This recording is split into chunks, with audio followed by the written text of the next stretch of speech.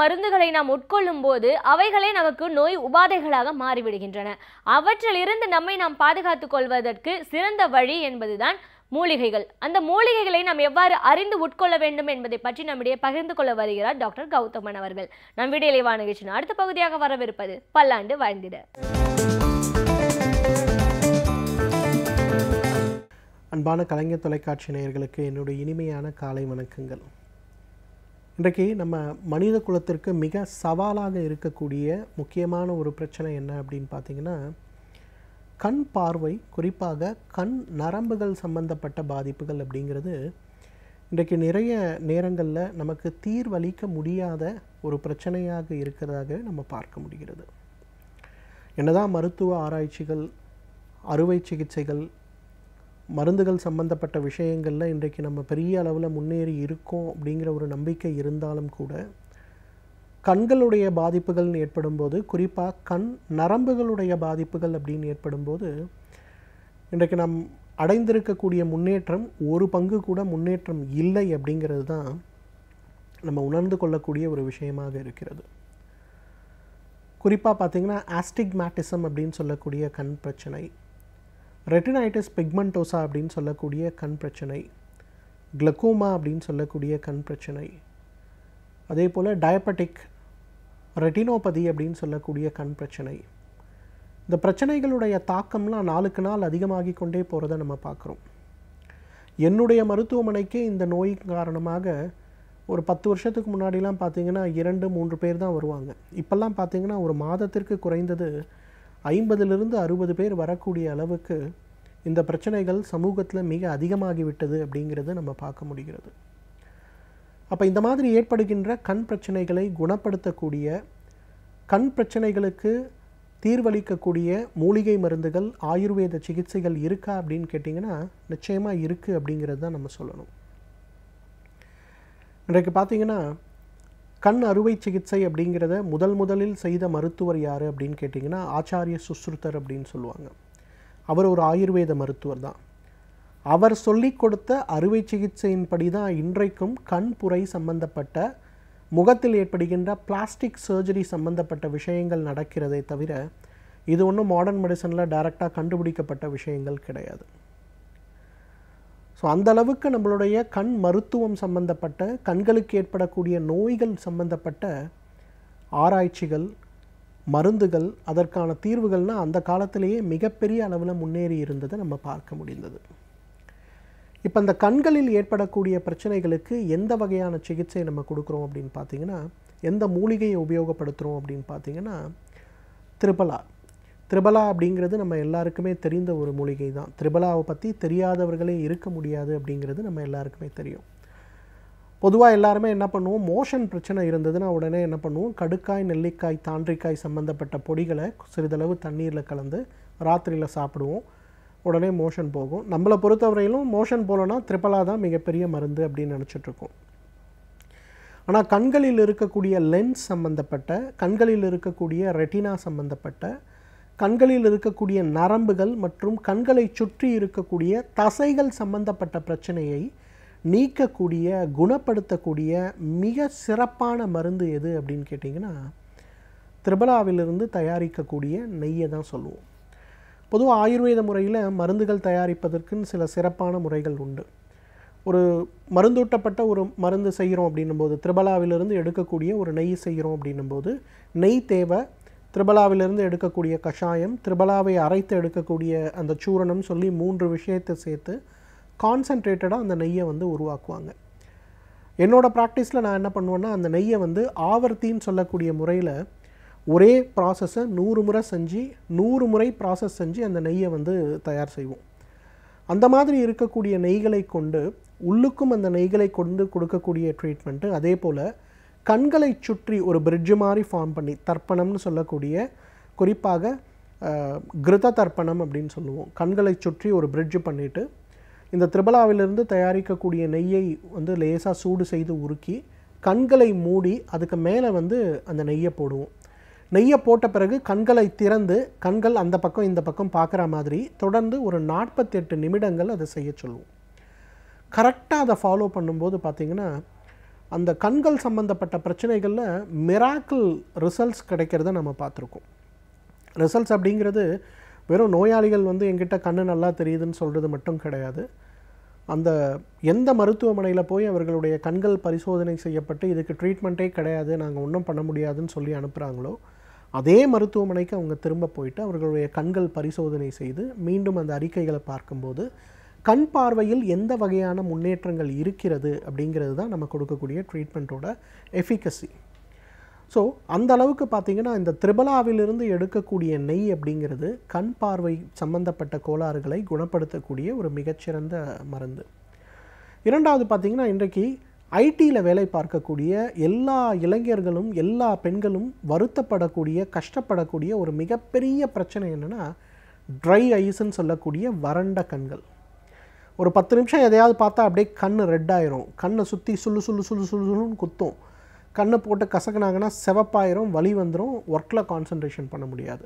இதுதான் இன்றைக்கி ஐடியில் இருக்கக்கூடிய மிகப்பெரிய ஆக்குபேஷனல் அசார்டு, தொழில் முறையினால் ஏற்படக்கூடிய மிகப்பெரிய பாதிப்பு. அப்போ இந்த பாதிப்பை சரி செய்யக்கூடிய ஒரு ட்ரீட்மெண்ட் என்ன அப்படின்னு கேட்டிங்கன்னா இந்த திரிபலாவிலிருந்து எடுக்கக்கூடிய நெய் தான் அதற்கு ஒரு மிகச்சிறந்த மருந்து.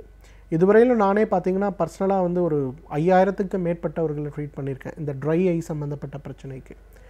திரிபலாவிலிருந்து எடுக்கக்கூடிய நெய்யை வந்து காலை எழுந்தவுடன் வெறும் வயிற்றில் ஒரு 10 மில்லி அளவுக்கும், அதே போல் இரவு படுக்கும்போது ஒரு 10 மில்லி அளவுக்கு சாப்பிட்டு வெந்நீர் குடித்து படுக்கணும். ஒரு 3லிருந்து 6 மாதம் இதை ஃபாலோ பண்ணாலே அவர்களுடைய கண்களில் இருக்கக்கூடிய வறட்டுத்தன்மை படிப்படியாக நீங்கி கண்களில் இருக்கக்கூடிய தண்ணீர் சுரக்கக்கூடிய திரவங்கள் சுரக்கக்கூடிய அளவில் ஒரு நல்ல மாற்றம் ஏற்படுவதை நம்ம பார்க்க முடியும். அந்தளவு கண்கள் சம்பந்தப்பட்ட பிரச்சனைகளை, கண்களில் ஏற்படுகின்ற வறட்சி சம்பந்தப்பட்ட பிரச்சனைகளை நீக்கக்கூடிய ஒரு மிகச்சிறந்த மருந்து எதுன்னு கேட்டிங்கன்னா இந்த திரிபலான்னு சொல்லக்கூடிய கடுக்காய், நெல்லிக்காய், தாண்டிக்காய், இது 3ம் சேர்ந்த மருந்துகள். நிறைய பேருக்கு பார்த்திங்கன்னா இன்றைக்கு கால்களில் தோல் சம்பந்தப்பட்ட பிரச்சனைகளோ அல்லது வெரிகோஸ் அல்சர் சம்பந்தப்பட்ட பிரச்சனைகளோ இருக்கிறத நம்ம பார்க்குறோம். என்னதான் ஆன்டிபயோட்டிக் க்ரீம்ஸ் போட்டாலும், பவர்ஃபுல் ஆன்டிபயோட்டிக்ஸ் மருந்துகளை சாப்பிட்டாலும், இன்ஜெக்ஷன் போட்டாலும் அது ஆறவே ஆறாது. அந்த மாதிரி இருக்கவங்க திரிபலாவிலிருந்து எடுக்கக்கூடிய நெய்யை ஒரு காஸில் அப்ளை பண்ணி ராத்திரி படுக்கும்போது அந்த காயத்தின் மேலே தடவி வச்சுட்டு படுத்துடணும். காயம் ஓப்பனாக வச்சிடணும். காலையில் எடுத்துகிட்டு நீங்கள் க்ளீன் பண்ணுற மாதிரி க்ளீன் பண்ணிவிட்டு கட்டிட்டு உங்கள் வேலையை பாருங்கள். ஒரு 3 மாத காலம் இதை செஞ்சு பாருங்கள். உங்கள் காலில் இருக்கக்கூடிய காயம் துளி கூட இல்லாமல், தழும்பு கூட இல்லாமல் மறைந்து போகிறத நம்ம பார்க்க முடியும்.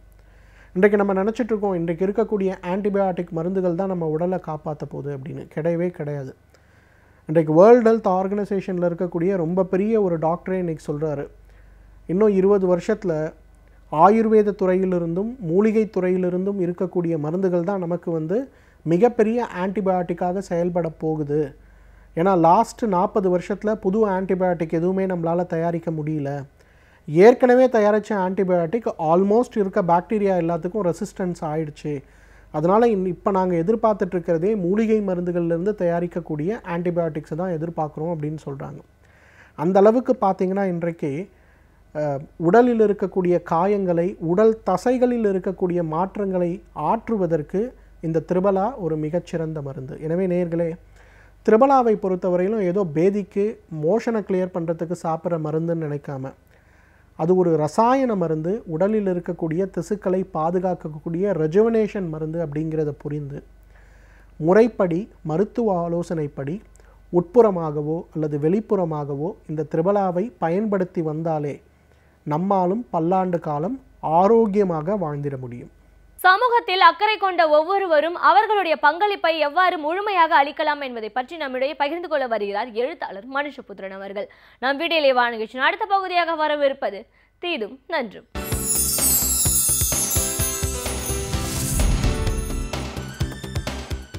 வணக்கம் நண்பர்களே, இன்னும் ஒரு இனிய காலை பொழுதில் தீதும் நன்றும் நிகழ்ச்சியில் உங்களை சந்திப்பதில் மிக்க மகிழ்ச்சி அடைகிறேன். மலையை கிள்ளி எலியை பிடிப்பது என்று சொல்வார்கள். அது வேறு யாருக்கு பொருந்துகிறதோ இல்லையோ, இந்திய அரசாங்கத்திற்கு பொருந்தும், பிரதமர் நரேந்திர மோடிக்கு பொருந்தும் என்று சொல்லலாம். சென்ற ஆண்டு நவம்பர் 8 சுதந்திர இந்தியாவின் வரலாற்றில் மிகப்பெரிய ஒரு கருப்பு தினம் என்று சொல்லலாம். ஒரு விதத்தில் எமர்ஜென்சி அறிவிக்கப்பட்ட நாளை விட மிக மோசமான கருப்பு தினம் என்று சொன்னால் பிரதமர் நரேந்திர மோடி அவர்கள் அறிவித்த இந்த பண மதிப்பு நீக்கம் என்கிற இந்த செயல்பாடு தான்.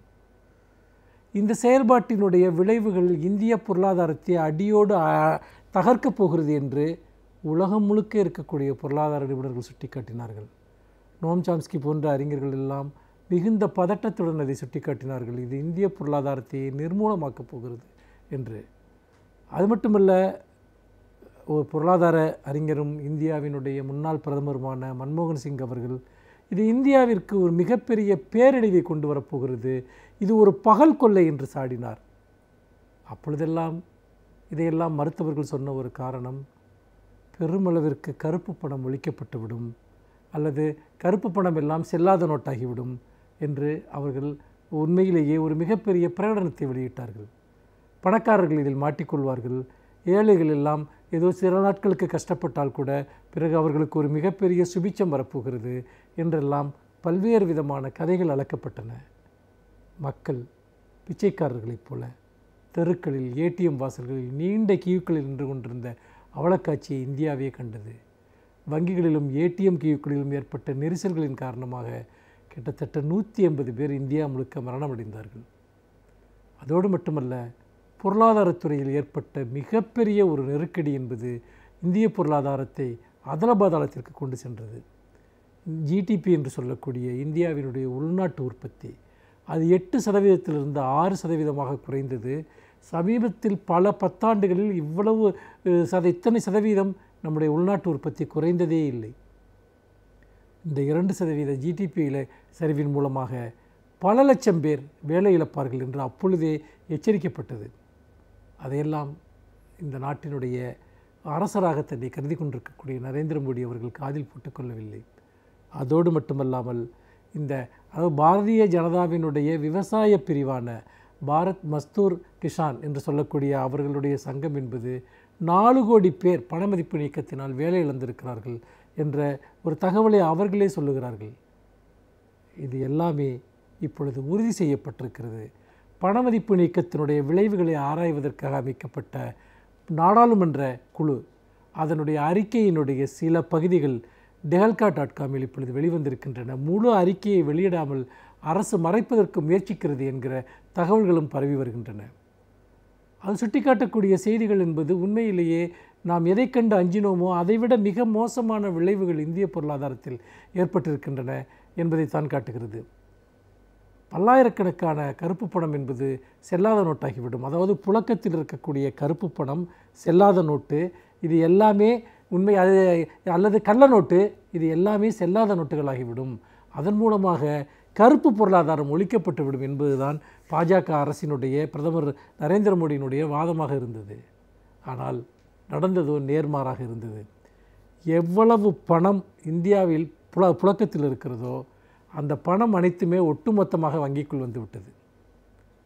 கருப்பு பணம் என்பது பல்வேறு தனிநபர்கள் மூலமாக பிரித்து கொடுக்கப்பட்டு எல்லாமே வெள்ளையாக்கப்பட்டு விட்டது. ஆக இவர்கள் என்ன செய்ய வேண்டும் என்று நினைத்தார்களோ அதற்கு நேர்மாறான ஒன்று நடந்தது. இப்பொழுது அவர்கள் சொல்லக்கூடிய கணக்கு 4117 கோடி ரூபாய் கருப்பு பணம் இந்த வங்கிகளில் செலுத்தப்பட்ட பணங்களில் இருக்கலாம் என்ற ஒரு யூகத்தை வெளியிடுகிறது.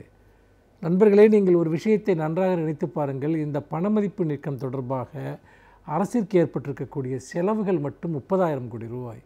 வெறும் 4117 கோடி ரூபாயை கண்டுபிடிப்பதற்காக 30,000 கோடி ரூபாயை ஒரு அரசு செலவழிக்கிறது. அதோடு மட்டுமல்லாமல் பல கோடி பேரை இன்றைக்கு நடுத்தரவுக்கு கொண்டு வந்தது, பல லட்சம் பேரை வேலை இழப்பிற்கு ஆட்படுத்தியது. இப்படியாக நீங்கள் பார்த்தீர்கள் என்றால் இதற்காக அவர்கள் கொடுத்த விலை என்பது என்ன? ஆக இந்திய பொருளாதாரத்தை பற்றி எந்தவித அறிவும் இல்லாமல் ஒரு எதேச்சாதிகார போக்குடன் எடுக்கப்பட்ட ஒரு நடவடிக்கையினுடைய ஒரு விளைவு. இது போன்ற ஒரு நடவடிக்கை வேறொரு நாட்டில் எடுக்கப்பட்டிருந்தால் அந்த முடிவுகளுக்கு காரணமானவர்கள் நீதிமன்றத்தின் முன்னால் நிறுத்தப்பட்டு கடுமையாக தண்டிக்கப்பட்டிருந்திருப்பார்கள். ஆனால் இந்த நாட்டில் என்ன நடக்கிறது? இதுவரைக்கும் அதற்கு யாருமே பொறுப்பேற்றுக் கொள்ளவில்லை. எவ்வளவு பணம் வங்கிக்கு வந்தது, ரூபாய் நோட்டுகள் வந்தது என்பன்ற தகவலை கூட அரசு இன்னும் சொல்ல மறுத்து வருகிறது. எதனால் சொல்ல மறுக்கிறது? எங்களிடம் இப்பொழுதுதான் ரூபாய் நோட்டுகளை எண்ணிக்கொண்டிருக்கிறோம், ரூபாய் நோட்டு எண்ணக்கூடிய எந்திரங்களை இனிமேல் தான் வாங்கப் போகிறோம் என்றெல்லாம் ஒரு அரசு சொல்லுகிறது. வங்கியில் பணமதிப்பு நீக்கத்தின் போது நீங்கள் செலுத்திய ஒவ்வொரு ரூபாயும் அங்கு வங்கியில் கணினியில் பதிவு செய்யப்பட்டு உங்களுக்கு ரசீது கொடுக்கப்பட்டிருக்கிறது. ஒவ்வொரு வங்கிக்கும் வந்திருக்கக்கூடிய பணத்தை நீங்கள் கையால் எண்ணுவதற்கு ஏதாவது ஒரு அவசியம் இருக்கிறதா? ஒரு நொடியில் பெறக்கூடிய ஒரு தகவல் அது. ஆனால் சிறுபிள்ளைகளை ஏமாற்றுவது போல இந்தியர்களை இந்த நாட்டினுடைய பிரதமர் ஏமாற்றி கொண்டிருக்கிறார். நாடாளுமன்றத்தில் அவர்கள் சொல்கிறார்கள், இப்பொழுதுதான் பணத்தை எண்ணிக்கொண்டிருக்கிறோம், எவ்வளவு பணம் வந்தது என்று தெரியவில்லை என்று. உண்மையிலேயே வந்த பணத்தினுடைய அளவை தெரிவித்தால் இவர்களுடைய பண மதிப்பு நடவடிக்கை முற்றாக தோல்வியடைந்து விட்டது என்பது வெட்ட வெளிச்சமாகிவிடும். அதற்காகத்தான் அதை ஒத்தி போடுகிறார்கள். சுதந்திர இந்திய வரலாற்றில் நடந்த மிகப்பெரிய மோசடிகளில் ஒன்று பணமதிப்பு நீக்கம் என்பது இப்பொழுது நாடாளுமன்ற குழுவினுடைய அறிக்கையின் மூலமாக உறுதிப்படுத்தப்பட்டிருக்கிறது. மீண்டும் இன்னும் ஒரு புதிய சிந்தனையோடு உங்களை சந்திக்கிறேன். நன்றி, வணக்கம். பல்வேறு துறைகளில் பல சாதனைகளை படைத்தவர்கள் அவர்களுடைய அனுபவங்களை நம்முடன் பகிர்ந்து கொள்ளும் போது அது நமக்கு சிறந்த தூண்டுகோலாக அமைகின்றது. அந்த வகையில் இன்றைய சிறப்பு விருந்தினர் யார் என்பதை பற்றியும் அவர்கள் என்ன செய்திகளை நம்முடன் பகிர்ந்து கொள்ளப் போகிறார்கள் என்பதையும் பார்க்கலாம். நம் வீடியோலேவா நிகழ்ச்சியின் அடுத்த பகுதியாக வரவிருப்பது சிறப்பு விருந்தினர் பகுதி.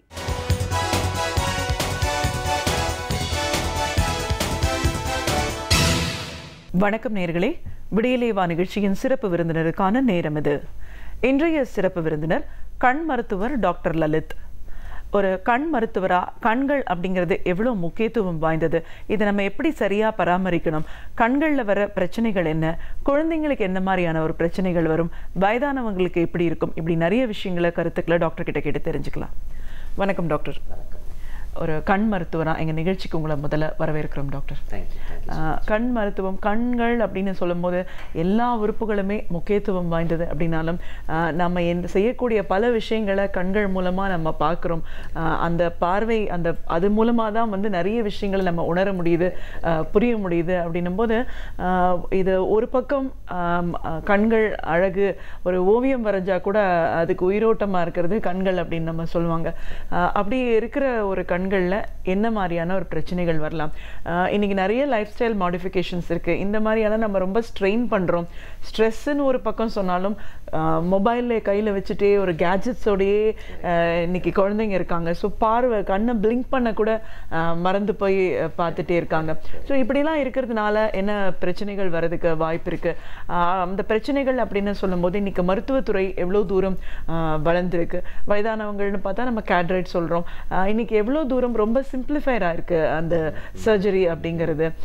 பிரச்சனைகள், அதற்கான தீர்வு அப்படின்னு கண்கள் சார்ந்த நிறைய விஷயங்களை எங்களோட நீங்கள் இன்னைக்கு முழுமையாக பகிர்ந்துக்கணும் சார். ஒரு கண் மருத்துவராக கண் அப்படிங்கிறது எவ்வளோ தூரம் ஒரு முக்கியத்துவம் வாய்ந்த உறுப்புன்னு நீங்கள் சொல்வீங்க? நம்ம உடம்புலேயே according to me the most important sense organ என்பது கண்ணு தான். ஏன்னா ஒருத்தர் கால் இல்லாமல் இல்லை கை இல்லாமல் கூட அவங்க வாழ்க்கையை அவங்க நல்லபடியாக வாழ்ந்துடலாம் வித். ஆனால் கண் இல்லாமல் இந்த டார்க்னஸ்லேயே வாழ்கிறது ரொம்ப கஷ்டம். நிறைய பேர் வாழ்ந்துட்டுருக்காங்க. அண்ட் இதுலேயே நம்ம இதை 2 கேட்டகரியாக நம்ம பார்க்கலாம். ஒன்று curable blindness and other one is incurable blindness.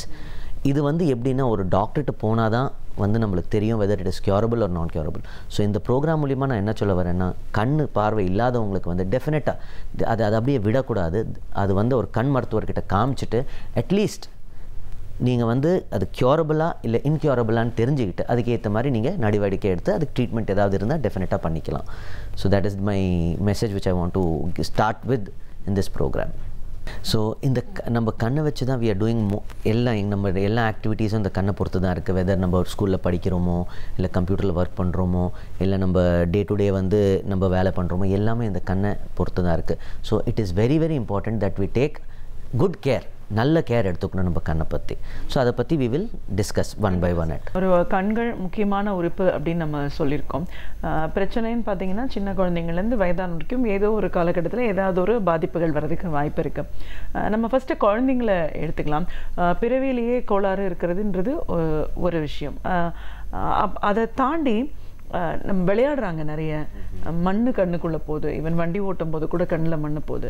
Cricket விளையாடுறாங்க, பால் கண்ணில் அடிக்குது. இந்த மாதிரியான ஒரு பிரச்சனைகள் இருக்குது. ஸோ கண்கள் சார்ந்த பாதிப்புகள் அப்படின்னா சின்ன குழந்தைங்களை பொறுத்த வரைக்கும் எப்படிலாம் வர்றதுக்கு சான்சஸ் இருக்குது? சின்ன குழந்தைங்களே there are lot of things which are தேர்மா. ஸோ ரொம்ப காமனாக நாங்கள் பார்க்குறது ரிஃப்ராக்டிவ் எரர்ன்னு சொல்லுவோம். ரிஃப்ராக்டிவ் எரர்னால் குழந்தைங்களுக்கு கண்ணாடி போடுறது, சரிங்களா? ஸோ என்னை பொறுத்த வரைக்கும் எல்லா ஸ்கூல்லையும் இப்போ இட் இஸ் பிகம் மேண்டேட்ரி, அது மேண்டேட்ரி ஆகிடுச்சு.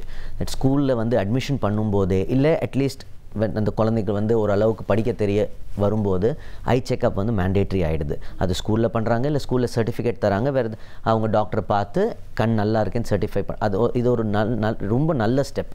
ஏன்னா few years back maybe when I was in school all this was not mandatory. சரிங்களா? ஸோ நிறைய பசங்களுக்கு வந்து அவங்களுக்கு கண்ணில் கோளாறு இருக்கிறதே தெரியாமல் அவங்க அப்படியே they were studying in school and அவங்க படிப்பை பாதிச்சிருக்காது because they were not able to see the board. அவங்க ஒழுங்காக அதனால் எழுத முடியல, படிக்க முடியல. So all this was missed. But now because of the awareness நிறைய பேருக்கு இருக்கிறதுனால இது ரொம்ப நல்லபடியாக we are able to do the school screening and detect the problems in children in school. So that's one thing. Second thing, there are other few diseases which occur during birth itself. One of the most common things which we see, one of the ரொம்ப காமனாக பார்க்குறது வந்து low birth weight childrenல there is something called retinopathy of prematurity.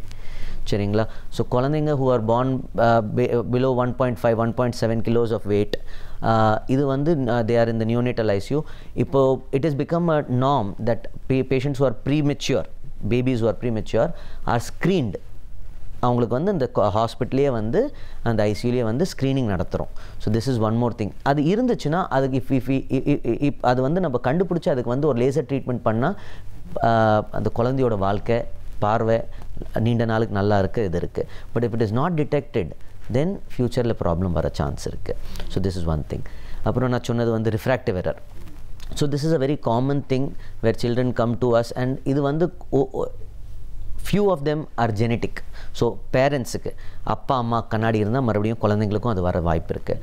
ரெண்டாவது வந்து excessive watch of television, laptops or tablets, mobiles, இதனாலேயும் வந்து there is strain on the eye which can lead to power மறுபடியும் வர வாய்ப்பு இருக்குது. இல்லை ஏற்கனவே இருக்கிற பவர் வந்து கூடுற வாய்ப்பு இருக்குது. ஸோ இதெல்லாம் வந்து நம்ம கொஞ்சம் அவாய்ட் பண்ணணும். சரிங்களா? Third thing which is another commonly seen thing is squint. கருட பார்வைன்னு சொல்லுவோம் இதில். ஸோ இது வந்து நம்ம Tamil Nadu it is considered to be lucky. But actually குழந்தை வளர வளர அவங்க இப்போ காலேஜ் போகும்போது இல்லை கல்யாண வயசு ஆகும்போது இந்த சோஷியல் ஸ்டிக்மா இருக்கும் அவங்களுக்கு. இந்த மாதிரி என் கண்ணு கொஞ்சம் க்ராஸ்டாக இருக்குது. ஸோ அந்த சோஷியல் ஸ்டிக்மாவை அவாய்ட் பண்ணுறதுக்கு இதை வந்து முதல்லையே டிடெக்ட் பண்ணி அதுக்கு எக்ஸசைஸ் வழியாக இல்லை கண்ணாடி வழியாக இல்லை சர்ஜரி வழியாக இதுக்கு ட்ரீட்மெண்ட் இருக்குது. Depending upon the degree of the squint we can give the treatment for that. So if this is also detected early at an early childhood it can be treated which will avoid social stigma in the future. So these are the other things which we commonly see in children. Okay. நான் கேட்டேன் விளையாட எல்லாமே சரியா இருக்கு, power எதுவும் இல்லை, பிறவி கோளாறும் இல்லை, இந்த ஸ்குவிண்ட் ஐஸ் இதெல்லாமும் இல்லை.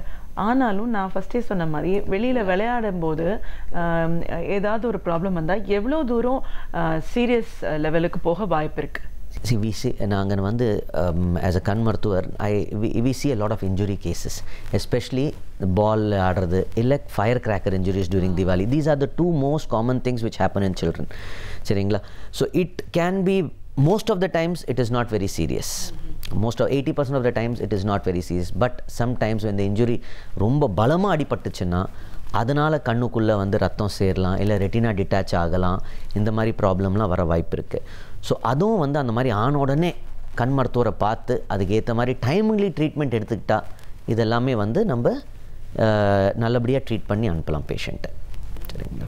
ரெண்டாவது வந்து one of the other things which I really want to stress here is to wear protective eye glasses. நம்ம எவ்வளோ கிரிக்கெட்டர்ஸை பார்க்குறோம். சரிங்களா? They are not fools to wear glasses and play on the ground, right? So that is for protection. So இது வந்து நம்ம protective ஐ class வேர் பண்ணிவிட்டு fire crackers purse பண்ணுறோமோ இல்லை கிரிக்கெட் ஆடுறோமோ இல்லை any other sports which is involving injury, இதை வந்து ஒரு ப்ரொடெக்டிவ் கிளாஸ் வேர் பண்ணி விளையாடணுன்னா we can prevent all this. So that is one more point which I want to stress on. இப்போ நீங்கள் இந்த ரிஃப்ராக்டிவ் கேஸ் பற்றி சொல்லியிருக்கீங்க. இப்போ ஒரு குழந்தைங்களுக்கு வந்து ஸ்க்ரீனிங் நிறைய இருக்குங்கிறதுனால டிடெக்ட் பண்ணுறாங்க அப்படின்னு சொல்லிட்டு, இப்போ ஒரு 6 வயசு 7 வயசு இருக்கிறவங்களுக்கு பார்வையில் ஒரு ப்ராப்ளம் இருக்குது, ஒரு ஷார்ட் சைட் லாங் சைட் ரொம்ப சிவியராக இருக்குன்னு ஐடென்டிஃபை பண்ணோன்னா எந்த அளவுக்கு நம்ம அதை முழுமையாக ரெக்கவர் பண்ணுறதுக்கு இன்றைக்கி வசதி இருக்குது? டெஃபினட்டாக இருக்குது. See, refractive errorலேயே வந்து if the detection is done at an early age the treatment is possible and we can have full visual recovery. அப்படின்னா அவங்களுக்கு வந்து ஃபுல்லாக பார்வை வந்து நம்ம இது பண்ண கண்ணாடி கொடுத்து அதை ஃபுல்லாக ரிகவர் பண்ண வாய்ப்பு இருக்குது. இதே வந்து நம்ம இந்த if we are detecting this at a late stage, then the chance of them getting full vision is a little less. சரிங்களா? ப்ளஸ் இப்போ வந்து there are, in fact எங்கள் ஹாஸ்பிட்டலே we have bought a new device where we do school screening without even asking the patient to read the board. நம்பர்ஸ்லாம் படிக்கவே தேவையில்லை. இது ஒரு camera மாதிரி. So அந்த கேமரா வந்து பேஷண்ட் கண்ணுக்கு முன்னாடி வச்சாலே it will detect whether the patient has any other problem like power இருக்கா, ஸ்குவிண்ட் இருக்கா, கேட்ராக்ட் இருக்கா, இது எல்லாமே வந்து ஜஸ்ட் அந்த ஒரு டிவைஸ்னாலே டிடெக்ட் ஆகிடும். So it is more of a objective device, subjective இல்லை. Subjective means the patient has to say. இங்கே சொல்லாமலே வந்து அதை நம்ம டிடெக்ட் பண்ணுறதுக்கும் இப்போ டெக்னாலஜி வந்திருக்கு. ஓகே, இப்போது நம்ம வந்து பார்வை கோளாறு அப்படின்னும்போது முன்னாடி கண்ணாடி போட்டுட்டு இருந்தோம், இப்போ கான்டாக்ட் லென்ஸ் யூஸ் பண்ணிகிட்ருக்கோம். இப்போ அதை தாண்டி அடுத்தது வந்து லேசர் ட்ரீட்மெண்ட் அப்படின்னு சொல்கிறத பார்க்குறோம்.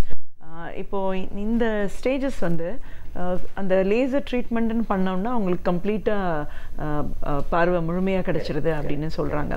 ஆனால் அதுக்கு நிறைய டாக்டர்ஸ் சொல்கிறத பார்க்குறோம், அந்த க்ரோத் கம்ப்ளீட்டாக முடிஞ்சதுக்கப்புறம் தான் நம்ம இதை பண்ணணும் அப்படின்றாங்க. உண்மையிலேயே இந்த ப்ராசஸ் எப்படி போகுது? அது வரைக்கும் இங்கே எப்படி லென்ஸ் போடலாமா? அந்த ட்ரீட்மெண்ட்டுக்கு அப்புறமா அதில் ஏதாவது ப்ராப்ளம் வரதுக்கு வாய்ப்பு இருக்கா? கம்ப்ளீட்டாக recover ஆகலாமா?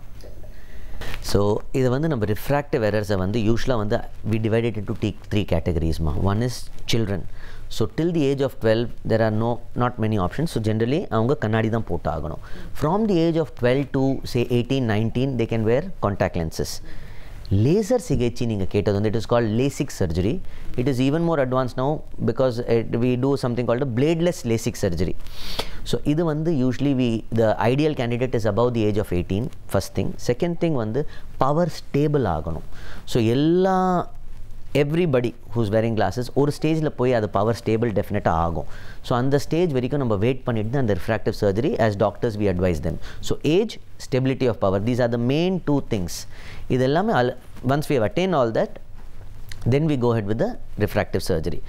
So refractive surgery oda success rate is very, very high. Okay, and the patient satisfaction is also very high. I would say I would rank it between 95 to 98% of the patients get back full vision after surgery. Charingla, and this they maintain throughout their life also. So that is the accuracy of the LASIK surgery which we do. Charingla, there are few patients who might have some power left behind or some power மறுபடியும் வர வாய்ப்பு இருக்குது after few years. But overall நீங்க பார்த்தீங்கன்னா a person who is just dependent on his glasses throughout his life and the dependency is totally gone. So a person who's having -8, -10 அவனுக்கு வந்து அந்த கண்ணாடி தான் அவங்க கண்களே. சரிங்களா? ஸோ அந்த மாதிரி பேஷண்ட்ஸுக்கு வந்து when we do refractive surgery they don't have to depend on these glasses. So ஒரு 0.5, 0.75 ஃபியூச்சரில் வந்தாலும் இல்லை இருந்துட்டாலும் it doesn't affect their life. சரிங்களா? they are able to do most of the thing without their glasses. So I think that is the way we have to look at it. The glass dependency is gone. Rather than thinking as a perfect procedure or something, we should think that at least the dependency on the glasses is totally gone. I would put it that way. Cataract பற்றி பேசுகிறோம். ஒரு காலத்தில் பார்த்தீங்கன்னா 60 வயசானவங்க, தாத்தா பாட்டி இவங்கெல்லாம் தான் வந்து கண்ணில் ஒரு பிரச்சனை இருக்கும், புறையோடுது அப்படின்லாம் சொல்கிறது பார்க்குறோம். இன்றைக்கி வந்து அதுக்கான ஒரு தீர்வு முழுமையாக இருக்குது அப்படின்றதையும் நம்ம கேட்குறோம். ஆனால் இன்றைக்கி ஈவன் பிஃபோர் நாட் 60, 40, 50s கூட இப்படியெல்லாம் ஒரு ப்ராப்ளம் இருக்கிறதுன்னு சொல்கிறாங்களே, எதனால் ஏற்படுது?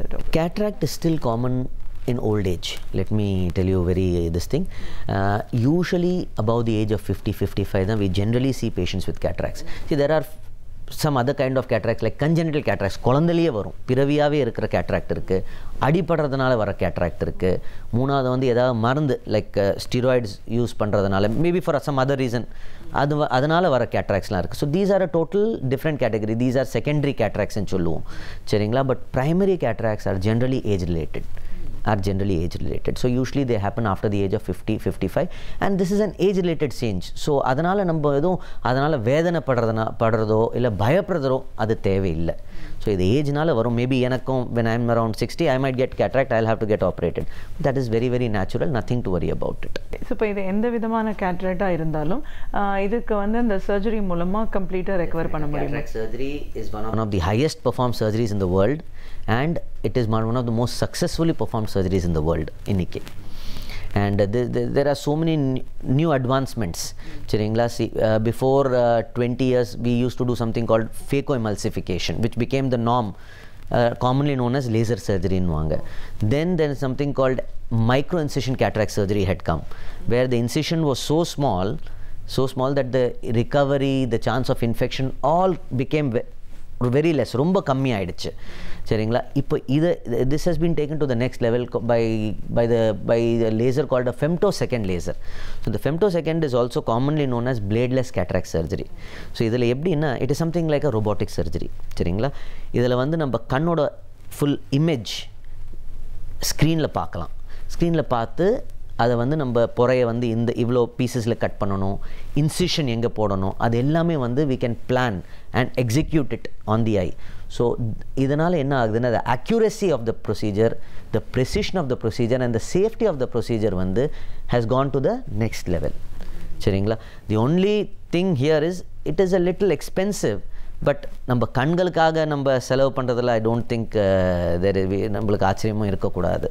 சரிங்களா? But in the future as technology improves, the cost will also come down definitely. Okay doctor, sugar இருந்தாலும் கண்களை வந்து அதை பாதிக்கிறதுக்கு ஒரு வாய்ப்பு இருக்குது. இதில் இருந்தால் உடனே அதை செக் பண்ணுன்னு சொல்கிறதையும் பார்க்குறோம். எதனால் அப்படியாது?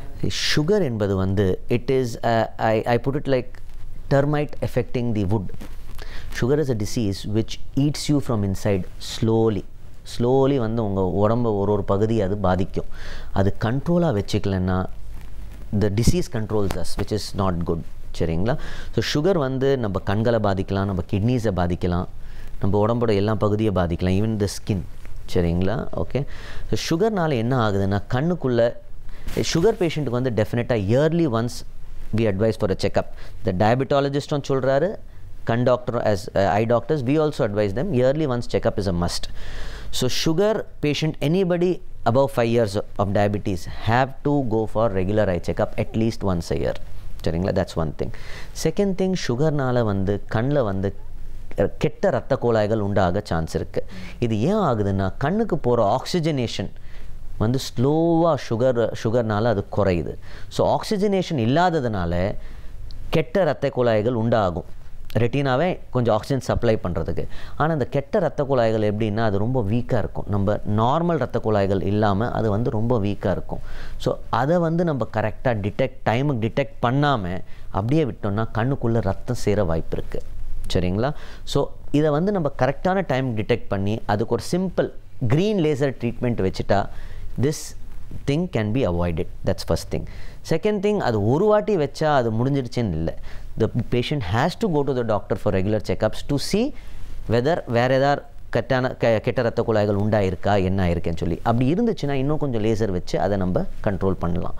இந்த ஸ்டேஜை தாண்டி நம்ம அது ட்ரீட்மெண்ட் கரெக்டான டைமுக்கு பண்ணாமல் விட்டு அந்த ஸ்டேஜெலாம் தாண்டிடுச்சுன்னா then the patient might require surgery for the eye to remove அந்த கெட்ட ரத்த குழாய்களையும் ட்ரீட் பண்ண, ப்ளஸ் கண்ணுக்குள்ளே ஏதாவது ரத்தம் சேர்ந்துருந்தால் அதையும் க்ளீன் பண்ண, விட்ரெக்டமி சர்ஜரின்னு பண்ணி அதையும் சரி பண்ணலாம் நம்ம. சரிங்களா? So my only request to diabetics is please go for regular eye checkups at least once a year. Okay. So sugar check பண்ணுற மாதிரி நம்ம ஒரு ஐ டாக்டர் டீம் போயிட்டு என்ன கண்டிஷனில் இருக்கோங்க இப்போ வந்து ஒரு டீம் ஒர்க் மாதிரி ஆயிடுச்சுமா. The diabetologist definitely when the patient goes to a diabetologist, he refers them to an eye specialist because he knows இந்த மாதிரி ப்ராப்ளம் கண்ணில் வரலான்னு சொல்லிட்டு. ஸோ ரெண்டாவது வந்து நம்ம கண்ணை பார்த்தே, eye is known as the window of the body. So கண்ணை பார்த்தே உடம்புல வேறு ஏதாவது கிட்னி பாதிச்சிருக்கா, எதாவது பாதிச்சிருக்குமான்னு சொல்லி அதுவும் நம்ம ஒரு வழியாக அதை இன்டர்பிரேட் பண்ணலாம்.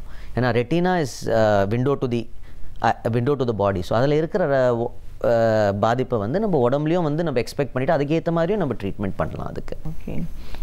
இப்போது பார்த்தீங்கன்னா நம்மளோட லைஃப் ஸ்டைல் ரொம்ப மாடிஃபை ஆகிருக்கு. நம்ம வந்து ஒரு காலத்தில் டிவி பார்க்குறதே வந்து எல்லோரும் ரொம்ப பார்க்கக்கூடாது, கண்கள் பாதிக்கும் அப்படின்னு நம்ம சொல்கிற காலம் போய் இன்றைக்கி நம்ம மொபைல்லே தான் ஒரு 24 ஹவர்ஸ்லேயே தூங்குற நேரம் ஒரு வேலை தவிர பாதி நேரம்லாம் பார்த்துட்ருக்கோம். பெரியவங்களும் சரி குழந்தைங்களும் சரி இப்படியே தான் இருக்கும்.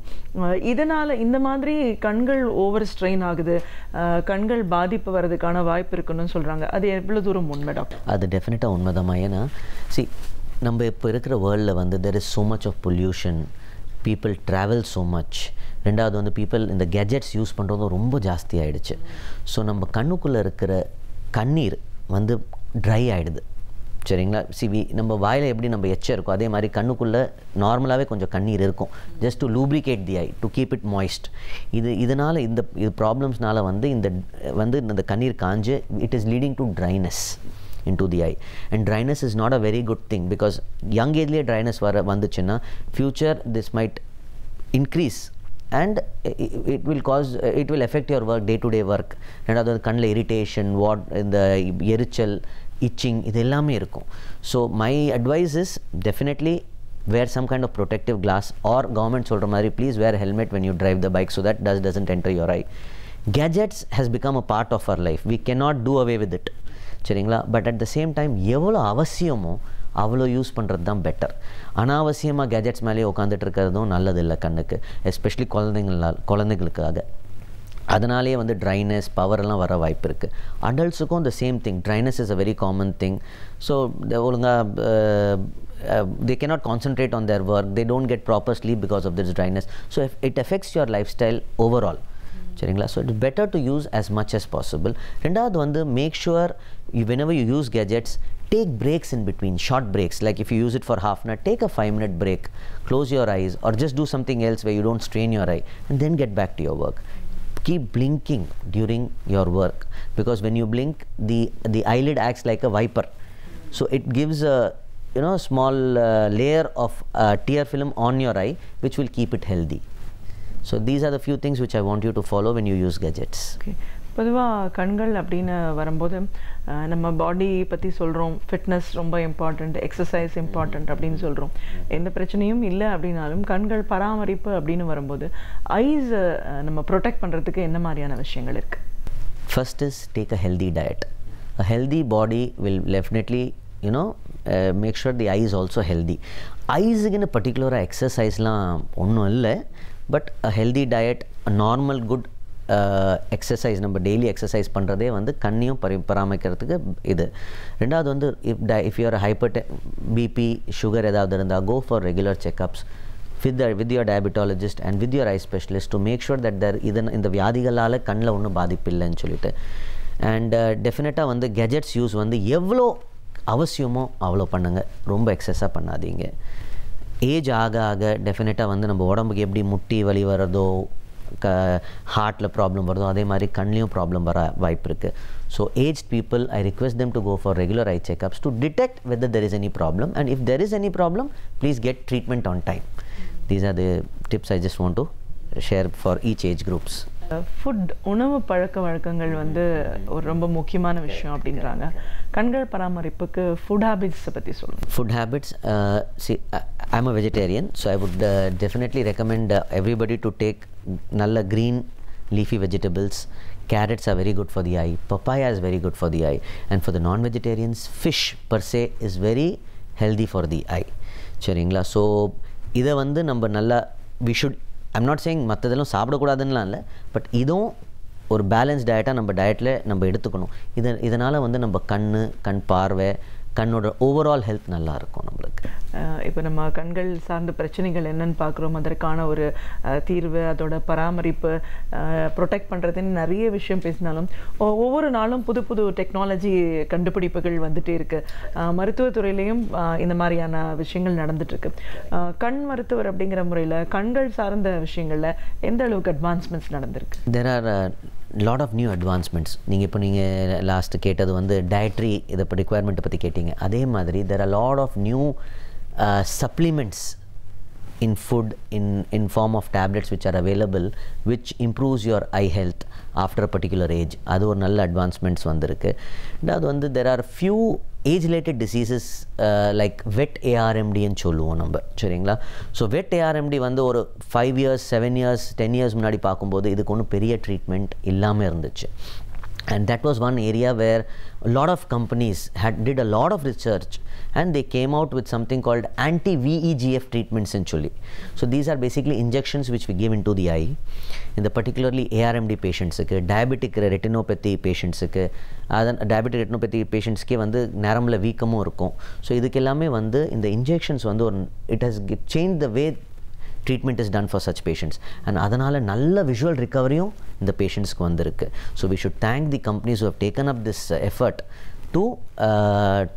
to deal with diseases which were unmanageable around 10 years back to a level where there is visual improvement, and there is a constant research and further new molecules வந்துட்டு இருக்கு இந்த ARMD ட்ரீட் பண்ணுறதுக்கு, சரிங்களா? இதை தவிர வந்து கேட்ராக்ட் சர்ஜரியும் there are micro instrumentation நிறைய வந்திருக்கு, சரிங்களா? ஸோ இதனால் என்ன ஆகுது, டாக்டரோட லைஃப்பும் ஈஸி ஆகிடுது. அட் த சேம் டைம் பேஷண்ட்ஸோட ரிகவரி டைமும் ரொம்ப ஷார்ட் ஆகிடுச்சு, சரிங்களா? Because of micro instrumentation, the healing, the amount of incisions we put on the eye have all come down. Even in vitrectomy surgeries like retinal surgeriesக்கும் வந்து sutureless surgeries நிறைய வந்திருக்கு. So this has reduced the time of the surgery, the recovery is faster, and the visual improvement is also greater with these kind of newer machines and newer modalities of treatment. ஒரு கண் மருத்துவராக கண்கள் அப்படிங்கிறது எவ்வளோ முக்கியத்துவம் வாய்ந்தது. கண்கள் அப்படின்னு வரும்போது பிறவியில் வர பிரச்சனைகள் என்ன, ஒரு பிறவிக்கு அப்பாற்பட்டு வர கோளாறுகளை எந்த அளவுக்கு மருத்துவம் மூலமாக நம்ம முழுமையான ஒரு தீர்வை கொடுக்கறதுக்கான வாய்ப்பு இருக்குது. பராமரிப்பு அப்படின்னு வரும்போது நாம் என்ன மாதிரியான விஷயங்கள்லாம் கவனத்தோடு செய்யணும் இப்படின்னு நிறைய கருத்துக்களை எங்களோட நீங்கள் முழுமையாக பகிர்ந்துட்டதுக்கு நன்றி. நாளுக்கு நாள் சமூகத்தில் நடக்கும் பல தகவல்களை நமக்கு சிறு சிறு தொகுப்புகளாக தொகுத்து அழகு தமிழில் வழங்க வருகிறார் பேராசிரியர் சுபவீரபாண்டியன் அவர்கள். நம் விடியலேவா நிகழ்ச்சியில் அடுத்த பகுதியாக வரவிருப்பது ஒன்றே சொல். நன்றி சார்.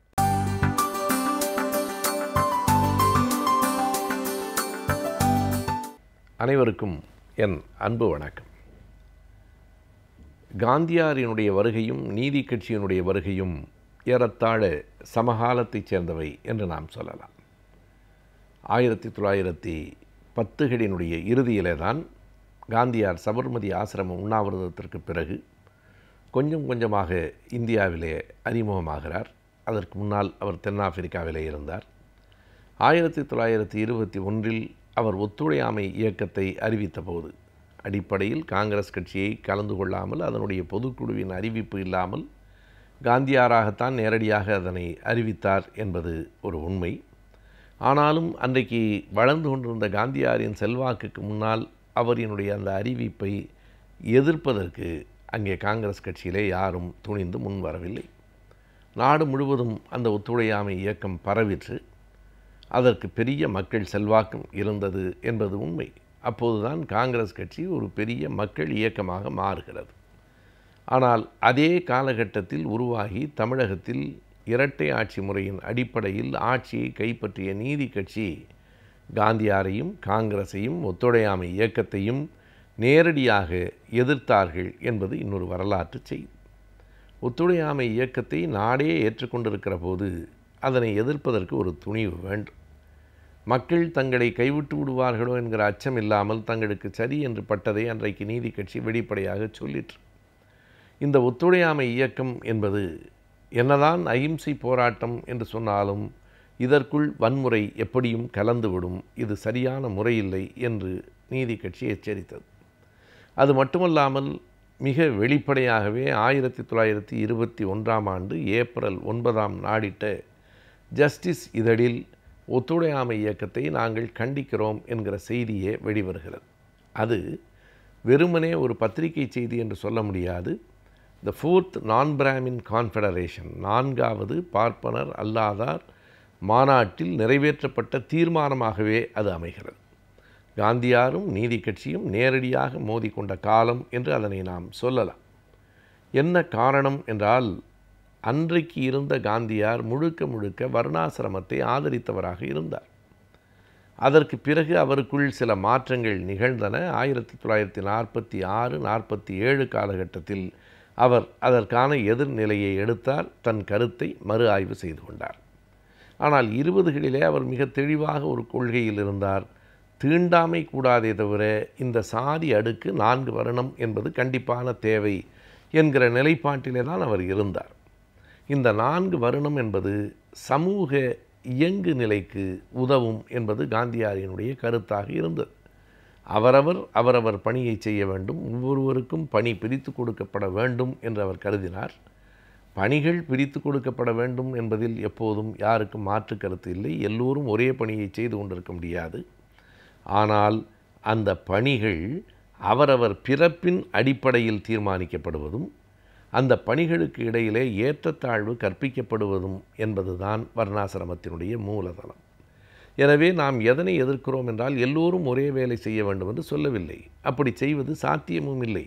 சிலர் வேளாண்மை தொழிலை பார்க்க வேண்டும், சிலர் தொழில், சிலர் வணிகம், சிலர் கலை, சிலர் இலக்கியம், எல்லாம் பிரிந்து கிடப்பது என்பது இயற்கைதான். ஆனால் அந்த பிரிவினை என்பது இந்த சாதியில் பிறந்தவன் தான் இலக்கியம் எழுத வேண்டும், இந்த சாதியில் பிறந்தவன் தான் துப்புரவு தொழிலை செய்ய வேண்டும் என்று சொல்லுகிற போதும், அப்படி செய்யப்படுகிற தொழில்களில் ஏற்றத்தாழ்வுகள் கற்பிக்கப்படுகிற போதும் அதற்கு எதிர்ப்பு எழுகிறது. அப்படி வர்ணாசிரம எதிர்ப்பை நீதி கட்சி முன்வைத்தது. இதில் ஒன்றை நாம் மிக தெளிவாக உணர்ந்து கொள்ளலாம். ஐயா பெரியார் அவர்கள் தொடங்கிய 25, 26க்கு பிறகு தமிழ்நாட்டில் நடைமுறைக்கு வந்த சுயமரியாதை இயக்கம் போல நீதி கட்சி கடவுள் மறுப்பு இயக்கம் இல்லை, ஆனால் வர்ணாசிரம எதிர்ப்பு இயக்கம். அந்த அடிப்படையில் வர்ணாசிரமத்தை ஏற்றுக்கொண்ட காந்தியாரை அவர் அறிவித்த போராட்டத்தை நீதி கட்சி எதிர்த்து 21 ஏப்ரல் 9 எழுதிற்று.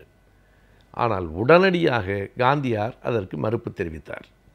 இந்த கட்டுரை வந்த 12வது நாளே 1921 ஏப்ரல் 21 தன்னுடைய பத்திரிகையிலே காந்தியார் நீதி கட்சியினுடைய கட்டுரைக்கு மறுப்பு எழுதினார். இதிலே இருந்து 2 செய்திகளை நாம் தெரிந்து கொள்ள முடியும். ஒன்று, நீதி கட்சி என்பது அன்றைக்கு இந்தியா முழுவதும் அறியப்பட்டதாக, அதை ஒரு கணக்கில் ஒரு வலிமையான சக்தி என்று கணக்கில் எடுத்துக்கொள்ளப்பட்டதாக இருந்திருக்கிறது என்பது ஒரு செய்தி. இல்லை என்றால் காந்தியார் புறக்கணித்து விட்டு போயிருப்பார். ஆனால் காந்தியாரே நேரடியாக விடை எழுதுகிற அளவுக்கு நீதி கட்சி வலிமையாக இருந்தது. காந்தியார் என்ன விடை எழுதினார் என்றால் சற்று கோபமாகத்தான் எழுதினார். தென்னிந்திய திராவிடம், வட இந்திய ஆரியம் என்றெல்லாம் பிரித்து இப்படி பிளவுபடுத்துகிற முயற்சி கடுமையாக நான் கண்டிக்கிறேன், இது என்னுடைய எச்சரிக்கை என்றுதான் காந்தியார் எழுதினார். ஆனால் அதற்கு பிறகும் நீதி கட்சி தன்னுடைய நிலையில் இருந்து நழுவவில்லை. நீதி கட்சி ஒன்றை சொன்னது, அன்னி பெசன்ட் அம்மையாருக்கு பதிலாக இன்றைக்கு காந்தியார் செல்வாக்கு பெற்றிருக்கிறார். ஆனால் 2 பேருக்கும் இடையில் பெரிய வேறுபாடு இல்லை. அன்னி பெசன்ட்டும் சமஸ்கிருதத்தை, வர்ணாசிரமத்தை ஆதரித்த அயர்லாந்து பெண்மணி. ஆனால் அன்னி பெசன்ட்டினுடைய அமைச்சராக, அவருடைய மூளையாக செயல்பட்டவர் சிபி ராமசாமி ஐயர். அதுபோல காந்தியாருக்கு மூளையாக இன்றைக்கு செயல்பட்டு கொண்டிருக்கிறவர் ராஜாஜி. ஆகையினாலே அன்னி பெசன்ட்டும் காந்தியாரும் பார்ப்பனர்கள் இல்லை என்றாலும் அவர்கள் 2 பேருக்கும் கருத்துரை சொல்லுகிற இடத்தில் இருக்கிற இவர்கள் 2 பேரும் யார் என்று நீதி கட்சி கேட்டது. எனவே காந்தியாரினுடைய மறுப்பை எதிர்த்து மீண்டும் நீதி கட்சி சார்பில் டாக்டர் சரிய ராமசாமி அவர்களும் சரார் கே சண்முகம் அவர்களும் மிக அழுத்தமான பல கட்டுரைகளை எழுதினார்கள். சரிய ராமசாமி அவர்களின் கட்டுரையில் விவேகானந்தர் ஆன்மீகத்திலே இருந்தாலும் இந்து மதத்திலே இருந்தாலும் அவர் கூட எப்படி இந்த வர்ணாசிரமத்துக்கு எதிரான கருத்துக்களை சொல்லியிருக்கிறார். ஆனால் காந்தியாரோ முழுக்க வர்ணாசிரமத்தை ஆதரிக்கிறவராக இருக்கிறார். இந்த அகிம்சை போராட்டம் ஒரு விதத்தில் வன்முறையில்தான் போய் முடியும் என்று மறுபடியும் எழுதினார்கள். நீதி கட்சியினர் எழுதியது உண்மைதான் என்பதை 1922 பிப்ரவரி 5 நிகழ்ந்த நிகழ்வு உறுதிப்படுத்தியது. அதுதான் அந்த சௌரி சௌரா நிகழ்ச்சி. காவல் நிலையத்திலே வைத்து காவலர்களை உயிரோடு கொளுத்தியது. அவர்கள் மக்களை கோபப்படுத்தினார்கள், மக்கள் திரும்ப அடித்தார்கள்.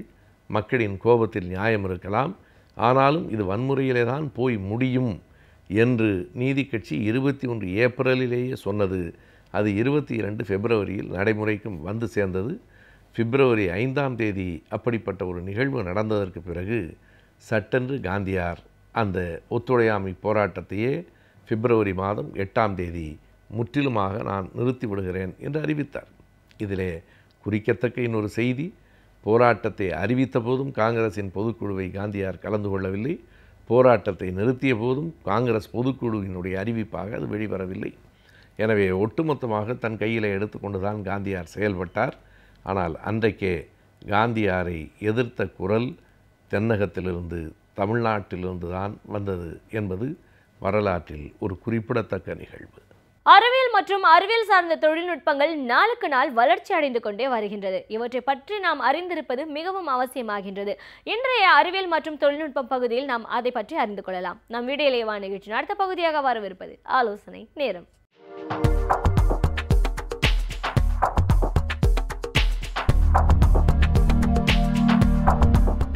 இனிய காலை வணக்கம் நேயர்களே. சயின்ஸ் அண்ட் டெக்னாலஜிங்கிற தொகுப்பில் கம்ப்யூட்டர் சயின்ஸ் அட்வான்ஸ்மெண்ட் அப்படிங்கிற பிரிவில் நம்ம இன்றைக்கி பார்க்க போகிற தலைப்பு cyber crime and cyber security, cyber குற்றங்களும் சைபர் பாதுகாப்புகளும். இப்போது டைப்ஸ் ஆஃப் க்ரைம்ஸ் என்னென்ன இருக்குது, இன்டர்நேஷ்னல் லெவலில் எப்படி அட்டாக் ஆகுது, இந்தியன் லெவலில் எப்படி அட்டாக் ஆகுது, இப்போ அதை எப்படி அவாய்ட் பண்ணலாம், என்னென்ன அவேர்னஸ் கோர்சஸ்லாம் பண்ணலாம், அதில் எல்லாமே இப்போ நம்ம இந்த பிரிவில் நாம் பார்க்க போகிறோம். இப்போது இன்டர்நெட் தான் எல்லாத்துக்குமே மூல காரணம். இன்டர்நெட்டில் நம்ம நிறைய பாசிட்டிவ் திங்ஸ் பண்ணலாம். But at the same time நெகட்டிவாகவும் நிறைய ஹேக்கர்ஸ் வந்து இன்டர்நெட் யூஸ் பண்ணி நெகட்டிவ் சைட் பண்ணுறாங்க. அது எந்த மாதிரி பண்ணுறாங்க அப்படின்னா, இப்போ நம்ம person against, cyber crime against person, cyber crimes against government, cyber crime against industry, இந்த மாதிரி நிறைய பிரிவுகள் இருக்குது. இப்போ இந்த டைப்ஸ் ஆஃப் கிரைம்ஸ் அப்படின்னு எடுத்துக்கிட்டோம்னா, ஹேக்கிங் வந்து இன்னொருத்தர் ப்ரோக்ராமை எடுத்து இன்னொருத்தரோட இன்ஃபர்மேஷன்ஸ் எல்லாமே எடுத்து நம்ம ஹேக் பண்ணி அதை வேறு இடத்துல லீக் பண்ணுறது, அதான் ஃபஸ்ட்டு ஹேக்கிங். செகண்ட் பார்த்திங்கன்னா இட்ஸ் அ கிராக்கர்ஸ் வந்து ஒரு இதில் போட்டு ஃபிசிக்கலாக ஒரு செகண்டரி ஸ்டோரேஜோ, ஒரு ஸ்டோரேஜ் டிவைஸோ, ஒரு ஹார்ட் டிஸ்கோ, ஒரு யூஎஸ்பியோ டேமேஜ் பண்ணுறது கிராக்கர்ஸ். அதே மாதிரி ஸ்கிரிப்ட் கில் ப்ரோக்ராமை வந்து நமக்கு ஒரு ஏதாவது ரேண்டம் நம்பர் ஜென்ரேஷன் பண்ணி அந்த ப்ரோக்ராம் ஒர்க் அவுட் பண்ணாமல் விடுறது. அன்எத்திக்கல் எம்ப்ளாயி, ஒரு கம்பெனிலேருந்து நமக்கு பிடிக்கல இன்னொரு கம்பெனிக்கு போகிறோம் அப்படின்னா இந்த கம்பெனியில் உள்ள இன்ஃபர்மேஷன்ஸ் எல்லாம் எடுத்து லீக் பண்ணுறது. சைபர் டெரரிஸ்ட்டு, இது வந்து எக்ஸ்ட்ரீம் லெவல். நம்மளோட சைபர் டெரரிஸ்ட்னால் போய் கவர்மெண்ட்டுக்கே ஒரு அலர்ட் கொடுக்குறது, இது பண்ணலைன்னா நாங்கள் இந்த பயங்கரவாதம் பண்ணுவோம் அப்படின்னு ஒரு தீவிரவாத தாக்கல் பண்ணுறது. அது மாதிரி கார்ப்பரேட் ஸ்பை, அதாவது ப்ரைவசி அண்ட் கான்ஃபிடென்ஷியாலிட்டி, எல்லா கம்பெனியோட லீக் இன்ஃபர்மேஷன்ஸ் எடுத்து அனதர் கம்பெனிக்கு லீக் பண்ணுறது. ஸோ இதோட ட்ராக்கிங் பண்ணுறது, இதெல்லாம் டைப்ஸ் ஆஃப் க்ரைம். இது வந்து இன்டர்நேஷ்னல் லெவலில் எந்த அளவுக்கு அட்டாக் ஆகிருக்கு அப்படின்னு பார்த்தா, இப்போ லாஸ் ஏஞ்சல்ஸ்லாம் ஒரு டிராஃபிக் சிஸ்டத்தையே கொலாப்ஸ் பண்ணார் ஒருத்தர். அது ரொம்ப 10 லேன் 8 லேன் இருந்தால் கூட ஒரு லேன்லேருந்து அடுத்த லேன் டைவர்ட் பண்ண மாட்டாங்க. பட் என்டையர் சிஸ்டம் கொலாப்ஸ் பண்ணி 4 நாள் ஆச்சு அதோட ரெக்கவர் பண்ணுறதுக்கு அவங்களுக்கு. இதே ஆஸ்திரேலியன் அட்டாக் வந்து 250 டன்னோ ஒரு வேஸ்டேஜை வந்து ஒரு ரிவரில் கலக்க வச்சாங்க. அது என்ன ரீசன் கேட்டால் வெரி சில்லி ரீசன். அவரோட அப்பாயின்மெண்ட், அதாவது எங்கெங்கே கம்பெனிக்கு போகிறாரோ அதெல்லாம் வந்து எங்கேயுமே ரிஜெக்ட் ஆகிருக்காரு. அதனால் ஒரு வெக்ஸ் ஆகி இப்படி பண்ணார். இது North Korea, Sony entertainment complete சேனலை ஹைஜாக் பண்ணிவிட்டு அன்ரிலீஸ்டு மூவிலாம் வந்து அதில் போட்டாங்க.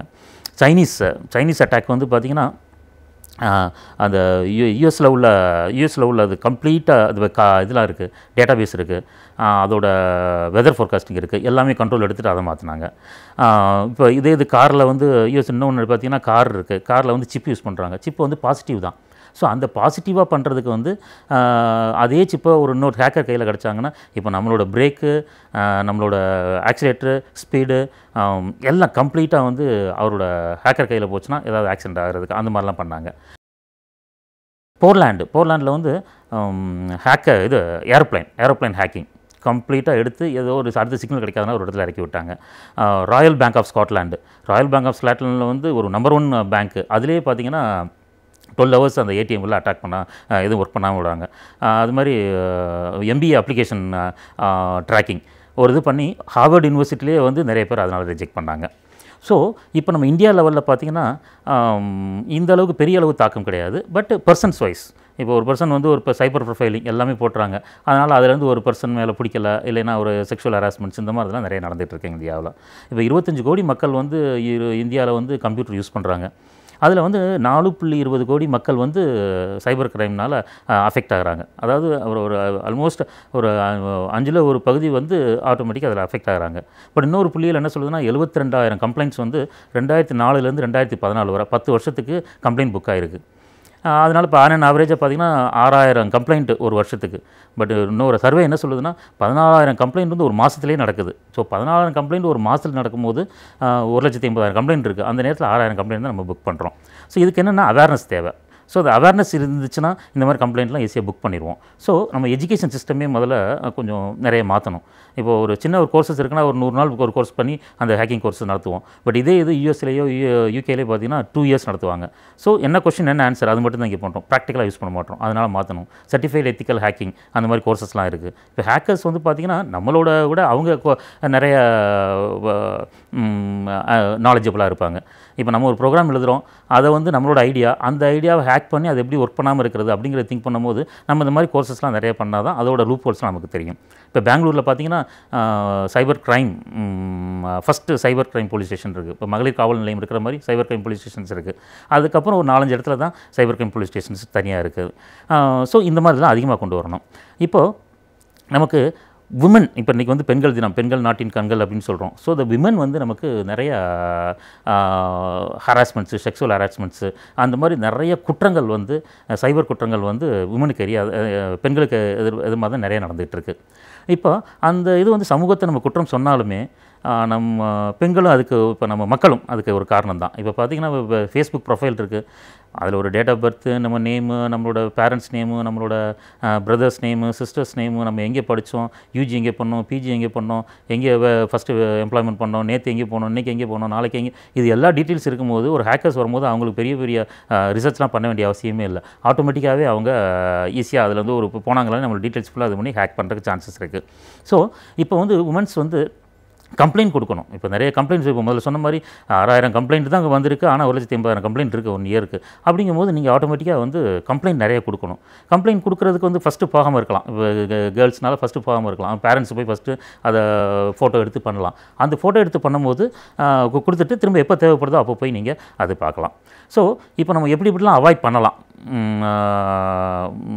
சைபர் செக்யூரிட்டி யூஸ் பண்ணி அப்படின்னு பார்க்கும்போது, இப்போ பார்த்திங்கன்னா இப்போ யூஎஸ்பி இருக்குது, நம்ம சிடி இருக்குது நிறையா. இப்போ யூஎஸ்பிலாம் பார்த்திங்கன்னா ஒரு 64 கிலோபைட் 120 கிலோபைட் சின்ன அதெல்லாம் எடுத்து எல்லா இன்ஃபர்மேஷன் எடுத்து நம்ம லாக்கர்லேயே போட்டு வைக்கலாம் அந்த யூஎஸ்பியை. அது மாதிரி நமக்கு வந்து கிரெடிட் கார்டு வந்து நமக்கு ஒரு சிவிவி நம்பர்னு கேட்பாங்க, அதெல்லாம் நம்ம அவாய்ட் பண்ணிடணும். அன்னெசரி. இப்போ ஒரு 4 பேர் இருக்கோம், 5,000 பேர் நம்ம ஹாய் சொல்ல மாட்டோம். பட் நம்ம ஃபேஸ்புக்கில் பார்த்திங்கன்னா எல்லாருமே அந்த மியூச்சுவல் ஃபண்ட்ஸில் வந்து எல்லாருக்குமே நம்ம இன்ட்ரோடியூஸ் ஆகிட்டு இருக்கோம், அதெல்லாம் நம்ம அவாய்ட் பண்ணலாம். இப்போ அதே மாதிரி பாஸ்வேர்டு ரொம்ப ரொம்ப இம்பார்ட்டன்ட். இது பாஸ்வேர்டு தான். பாஸ்வேர்ட் செக்கிங் வந்து நம்ம இப்போ ஜெயபால் ராஜா என்னோட பேர், இப்போ ஒவ்வொன்றுக்கும் இப்போ ஜேங்கிற இடத்துல நம்ம ஒரு எக்ஸ்க்ளமேட்டரி மார்க்கு, இப்போ ஈங்கிற இடத்துல எக்ஸ்பிளண்ட் மார்க்கு, அது மாதிரி ஒய்ங்கிறது கொஸ்டின் மார்க்கு, இதை கொஸ்டின் மார்க் கொடுக்கலாம். அது மாதிரி ஆர்ஏ அப்படியே வைக்கலாம். ஸோ ஒரு $1 போடலாம். ஸோ இதெல்லாம் காம்பினேஷன்ஸ் பண்ணி பார்த்தா அவங்களுக்கு பாஸ்வேர்ட் செக்கிங்கிறது யாருமே ஈஸியாக டேஸ்ட் அவுட் பண்ண முடியாது. அது மாதிரி நம்ம ஃப்ரெண்ட்ஸ்னு சொல்லிட்டு இன்றைக்கி பாஸ்வேர்ட் சொல்லியிருப்போம். பட் நாலு பேர் அதே ஃப்ரெண்டு வந்து நமக்கு இதாகலாம். அப்போ நம்ம பாஸ்வேர்டு மாற்றலாம். பட் என்னென்னா அவன் எனிமி ஆனால் கூட வந்து நமக்கு வந்து பாஸ்வேர்டு வந்து எப்படி நம்ம வைப்போம் அப்படிங்கிற ஐடியா வந்து அவங்களுக்கு இருக்குது.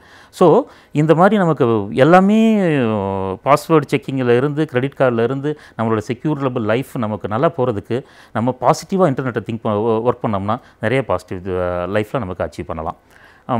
இதுதான் வந்து நம்ம சைபர் செக்யூரிட்டி அண்ட் சைபர் கிரைமோட சாராம்சம். அடுத்த வாரம் இதே மாதிரி ஒரு கம்ப்யூட்டர் சயின்ஸ் டாப்பிக்கில் நம்ம அடுத்த வாரம் பார்க்கலாம். நன்றி. நம் வாழும் பூமியானது நாளுக்கு நாள் பல இன்னல்களுக்கு ஆளாகின்றது. எனவே இவற்றிலிருந்து நம் சுற்றுச்சூழலை நாம் எவ்வாறு பாதுகாத்துக் கொள்ளலாம் என்பதை பற்றி நம்மிடையே பகிர்ந்து கொள்ள வருகிறார் டாக்டர் வின்சென்ட் அவர்கள். நம் வீடியோலே வா நிகழ்ச்சி நிறைப்பகுதியாக வரவிருப்பது சுற்றுச்சூழல்.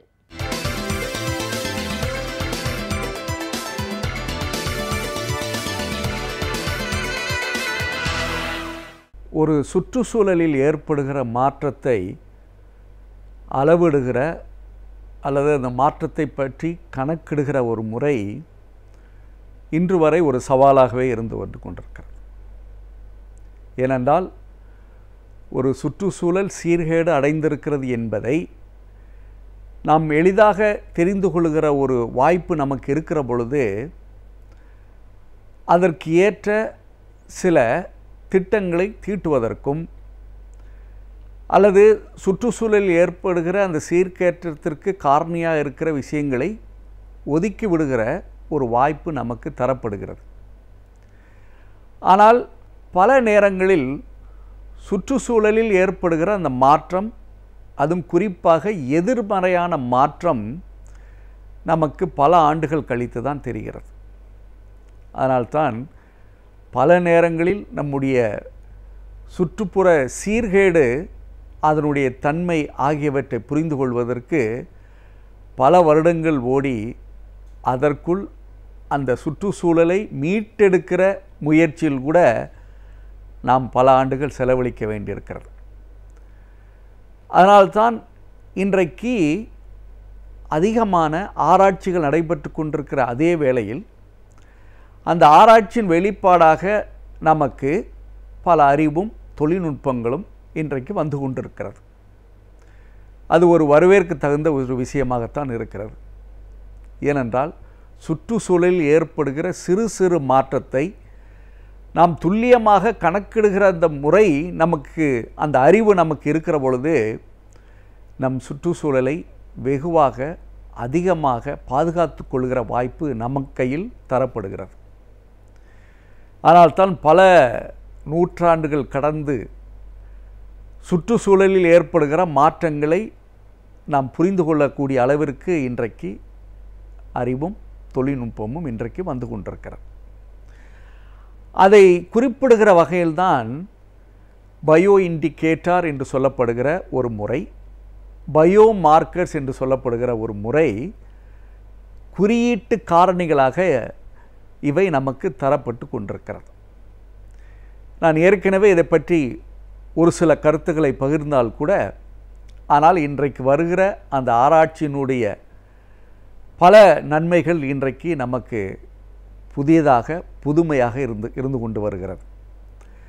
அந்த வகையில்தான் இயற்கையில் ஏற்படுகிற அந்த மாற்றத்தை புரிந்து கொள்வதற்கு இன்றைக்கு ஒரு உதாரணமாக ஒரு நீர்நிலை சரியாக இல்லை என்பதோ அல்லது இந்த நீர்நிலையினுடைய தன்மை சிறப்பாக இருக்கிறதா அல்லது இல்லையா என்பதை கணக்கிடுகிற வகையில் இன்றைக்கு நீரினுடைய தன்மையை அளவிடுவதற்கு இன்றைக்கு குறியீடுகள் இருக்கிறது. முதலாவதாக அந்த நீரினுடைய தன்மையை வைத்தே நாம் சொல்லிவிடலாம். அதனுடைய கலர் என்று சொல்வார்களே, அதனுடைய நிறத்தை அடிப்படையாக வைத்தே இந்த நீர் நல்ல நீரா அல்லது மாசு படிந்த நீரா என்று சொல்லுகிற அளவிற்கு இன்றைக்கு நம்முடைய தொழில்நுட்பங்கள் வந்து கொண்டிருக்கிறது. அதுபோன்று ஒரு தண்ணீரினுடைய நிலைமையை ஆராய்ந்து கொள்வதற்கு ஒரு 5 குறியீடுகள், உதாரணமாக அதில் இருக்கிற ஆக்சிஜன் அல்லது அதில் இருக்கிற கார்பன் டை ஆக்சைடு, இன்னும் சொல்ல வேண்டுமென்றால் pH என்று சொல்லப்படுகிற அதனுடைய அமிலத்தன்மை, காரத்தன்மை, இதையெல்லாம் வைத்து ஒரு 4 காரணிகளை வைத்து அதை அளவிட்டு நாம் சொல்லிவிடலாம் இந்த தண்ணீர் சிறப்பான முறையில் இருக்கிறதா இல்லையா என்பது. இந்த 4 காரணிகளை வைத்து நாம் இந்த நீரினுடைய நிலவரத்தை நாம் புரிந்து கொள்கிற பொழுது அத்தகைய மாசுக்கள் அந்த நீரில் படாமல் இருப்பதற்கு நாம் முயற்சி செய்ய ஆரம்பித்திருக்கிறோம். ஆனால் ஒரு காலத்தில் அந்த நீர் பல மாசுகளை உள்ளடக்கி நாளடைவில் அந்த தண்ணீரை பயன்படுத்த முடியாத அளவிற்கு ஒரு நிலைக்கு நாம் தள்ளப்பட்டு விடுகிறோம். இதுதான் வித்தியாசம். ஆனால் இன்றைக்கு வருகிற அந்த தொழில்நுட்பங்களை வைத்து நாம் எளிதாக புரிந்து கொள்கிறோம். அதோடு சில நேரங்களில் சில விலங்குகள், இன்னும் சொல்ல போனவென்றால் ஈ என்று சொல்கிறோம், அல்லது கொசுக்கள் இருக்கிற இடங்களையும் நமக்கு தெரியும். அவை ஈக்களாக இருக்கலாம் அல்லது கொசுக்களாக இருக்கலாம். அவை வளர்கிற இடம் எங்கே இருக்கிறது என்று பார்க்கிற பொழுது சில நேரங்களில் நீர் தேக்கத்தில் இருக்கலாம் அல்லது மாசு படிந்த, இன்னும் சொல்ல வேண்டுமென்றால் சாக்கடையில் இருக்கக்கூடிய அளவிற்கு அங்கே கொசுக்கள் வளரக்கூடிய ஒரு நிலை ஆரம்பிக்கிற பொழுதே நாம் தெரிந்து கொள்கிற பொழுதே அந்த நீர்நிலைகளை காப்பாற்றக்கூடிய அறிவு நமக்கு வந்து விடுகிறது. ஆனால்தான் நான் ஏற்கனவே குறிப்பிட்டது போல அந்த இயற்கையினுடைய அந்த சூழலை நாம் சற்று கவனித்து அதனுடைய மாற்றங்களை முன்கூட்டியே தெரிந்து கொள்கிற அந்த முறை தான் இந்த பயோ இண்டிகேட்டர், அந்த பயோ மார்க்கர் என்று. அதுபோன்று இன்று கூட சில தாவரங்களை பார்க்கிற பொழுது கிட்டத்தட்ட ஒரு 100 தாவரங்கள் இருக்கிறது என்றால் 1 அல்லது 2 தாவரங்களுடைய அதனுடைய அமைப்பில் சில மாற்றங்கள் வரும். அதை சரியாக கணக்கிடுகிற பொழுது அங்கே ஏதோ ஒரு மாசு, காற்று ஆல் பல சூழல்கள், நச்சுத்தன்மை உள்ள பொருட்கள் அங்கே வருகிறது என்பதை சுட்டி காட்டுவதற்காக 1 அல்லது 2 தாவரங்கள் வாடி சில நேரங்களில் அதனுடைய நிறம் மாறி இருக்கும். அதை வைத்தே நாம் புரிந்து கொள்ளலாம் இந்த சுற்றுச்சூழல் உகந்ததாக இல்லை என்பதை தெரிந்து கொள்கிற பொழுது உடனே ஆராய்ச்சியின் மூலம் அங்கே ஏற்பட்டிருக்கிற அந்த மாற்றத்தை கணக்கிடுகிற பொழுது, அதை தடுத்து நிறுத்துகிற பொழுது நிச்சயமாக அந்த வனங்கள் அங்கே இருக்கிற வனங்களை எளிதாக பாதுகாத்து கொள்ள நம்மளால் முடியும். இது ஒரு புறம். எப்பொழுதுமே சுற்றுச்சூழல் பாதிப்பு என்பது நம்மளையும் பாதிக்கும் என்பதையும் நான் ஏற்கனவே உணர்ந்திருக்கிறோம். எந்த அளவிற்கு சுற்றுச்சூழல் சுத்தமாக இருக்கிறதோ அதுபோன்று நம்முடைய உடல் நலமும் சுத்தமாகவோ அல்லது நோயற்றோ இருக்கக்கூடிய ஒரு வாய்ப்பு இருக்கிறது. அதன் அடிப்படையில் இத்தகைய மாற்றங்களை உருவாக்கக்கூடிய சில சூழ்நிலையில் நம் உடம்பில் இந்த சுற்றுச்சூழல் பாதிப்பால் ஏற்படுகிற அந்த மாற்றங்கள் நம்முடைய உடம்பையும் பாதிக்கின்றது என்பதை புரிந்து கொள்வதற்காகத்தான் பயோமார்க்கர் என்று சொல்லப்படுகிற சில குறியீடுகள் இன்று தரப்படுகிறது. உதாரணமாக, ஒரு மனிதன் நோய்வாய்ப்பட்டு இருக்கிறான் என்பதை தெரிந்து கொள்வதற்கு அந்த மனிதனுடைய உடலில் இருக்கிற இரத்தத்தை எடுத்து பரிசோதிக்கிற பொழுது அதில் சில குறியீடுகளாக நமக்கு சில செய்திகள் வருகிறது. உதாரணமாக, சில நேரங்களில் வெள்ளை அணுக்களுடைய எண்ணிக்கையோ அல்லது சிவப்பு அணுக்களுடைய எண்ணிக்கையை பொறுத்தே நாம் துல்லியமாக தெரிந்து கொள்ளலாம் உடல்நிலையில் ஒரு பாதிப்பு இருக்கிறது என்பதை தெளிவாக தெரிந்து கொள்ளலாம். அதனால்தான் ஒரு மருத்துவரிடம் செல்கிற பொழுது, நோய்பட்டு செல்கிற பொழுது இரத்தத்தை பரிசோதிக்கிற முறை வந்ததே அதை பொறுத்து தான். அதுபோன்று காய்ச்சல் வருகிறது என்று வைத்துக்கொள்ளும். இந்த காய்ச்சல் என்பதே ஒரு சூழல், நம்முடைய உடல் நிலையில் வெப்பம் அதிகமாக தெரிகிற பொழுது காய்ச்சல் என்பதை சுட்டி காட்டக்கூடிய ஒரு குறியீடு. இந்த பயோமார்க்கர் என்பது நமக்கு தெளிவாக தெரிகிறது. ஏனென்றால் நம்முடைய உடம்பில் அதிகமாக வெப்பம் உருவாதனுடைய தன்மையே நம் காய்ச்சல் வந்திருக்கிறது என்பதை சுட்டி காட்டுகிற, உடல்நிலையில் ஏற்படுகிற மாற்றம் அதை சுட்டி காட்டுகிறது. அதுபோன்று ஒரு மனிதனுடைய இரத்தத்தில் அதிகமாக கொலஸ்ட்ரால் இருக்கிறது என்று ஒரு குறியீடு நமக்கு வருகிற பொழுது, அல்லது ஆரம்ப நிலையில் என்று நமக்கு தெரிகிற பொழுது, நாம் எடுக்கிற அந்த முன்முயற்சி இதய கோளாறிலிருந்து நம்மளை பாதுகாத்து கொள்வதற்கு வழிவகுக்கிறது. இதில் முக்கியமாக தெரிந்து கொள்வது என்னவென்றால், அந்த இரத்தத்தில் உள்ள கொலஸ்ட்ரால் என்று சொல்லப்படுகிற அந்த கொழுப்பினுடைய தன்மையை கணக்கிடுகிற பொழுது நமக்கு தெளிவாக தெரிகிறது, நம்முடைய உடல்நிலையை, நம்முடைய அந்த கொழுப்பை குறைத்து கொள்ளவில்லை என்றால் இதய நோய் வரக்கூடிய வாய்ப்பு வருகிறது என்பது குறியீடாக நமக்கு தெரிகிறது. இதுபோன்று பல உதாரணங்களை நாம் சொன்னால் கூட, ஆனால் ஒரு விஷயம் தெளிவாக தெரிந்து கொள்ள வேண்டும், நம்முடைய சுற்றுச்சூழலில் ஏற்படுகிற மாற்றத்தை புரிந்து கொள்வதற்கு இன்றைக்கு குறியீடுகள் இருக்கிறது. அதனால் நம்முடைய உடல் நலத்திற்கு ஏற்படுகிற தீய விளைவுகளை சுட்டிக்காட்டுகிற அந்த காரணிகள், இந்த பயோமார்க்கர் என்று சொல்லப்படுகிற அந்த காரணிகளும் இருக்கிறது. இவற்றை இரண்டையும் தெளிவாக புரிந்து கொள்கிற பொழுது சுற்றுச்சூழலையும் சுத்தமாக வைத்துக் கொள்ளலாம், அதன் மூலம் நம்முடைய உடல் நலத்தையும் பேணலாம் என்பது இதன் மூலம் தெளிவாக தெரிகிற பொழுது, அந்த காரணிகளை பற்றிய தெரிந்து கொள்கிற அறிவும் அதனுடைய தொழில்நுட்பமும் நமக்கு இன்றைக்கு ஒரு பாடமாகவே தேவைப்படுகிறது. அதன் மூலம் நம்முடைய சுற்றுச்சூழலையும் உடல் நலத்தையும் பாதுகாத்து கொள்ளலாம்.